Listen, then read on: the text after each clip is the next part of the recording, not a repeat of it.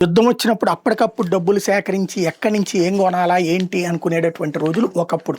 అందుకనే లాల్ బహదూర్ శాస్త్రి గారు ప్రధానమంత్రిగా ఉన్నప్పుడు చైనాతో యుద్ధం వచ్చినప్పుడు, పాకిస్తాన్‌తో యుద్ధం వచ్చినప్పుడు చేతుల్లో డబ్బులు లేక ప్రజలందరూ మీరు ఒక్క పూట ఆహారం మానేస్తే ఆ వచ్చిన డబ్బులతో మనం చేయొచ్చంటే అందరూ కూడా ఆ రోజున ఉపవాసాలుండి మరి డబ్బులు ఇచ్చినటువంటి రోజులు, ప్రతి ఒక్కళ్ళు ఒంటి మీద ఉన్నటువంటి నగలతో సహా ఇచ్చినటువంటి రోజులు.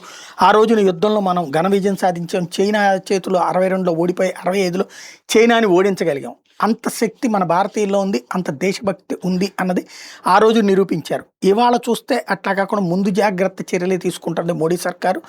రాబోయే రోజుల్లో యుద్ధం వస్తుందో రాదో కాదు, మన దగ్గర ముందు ఆయుధాలు కావాలి. సబ్మెరైన్స్ తయారు చేసుకుంటున్నాం, యుద్ధ విమానాలు తయారు చేసుకుంటున్నాం, అట్లాగే ఆయుధాలు సమీకరించుకుంటున్నాం. అందులో భాగంగా $8.7 బిలియన్ ఇప్పుడు తాజాగా 1000 స్పైస్ 1000 ఎయిర్ టు సర్ఫేస్ మిసైల్స్ని ఇజ్రాయెల్ నుండి కొనబోతున్నాం. విమానంలో నుంచి పేల్చేయచ్చు భూమి మీద.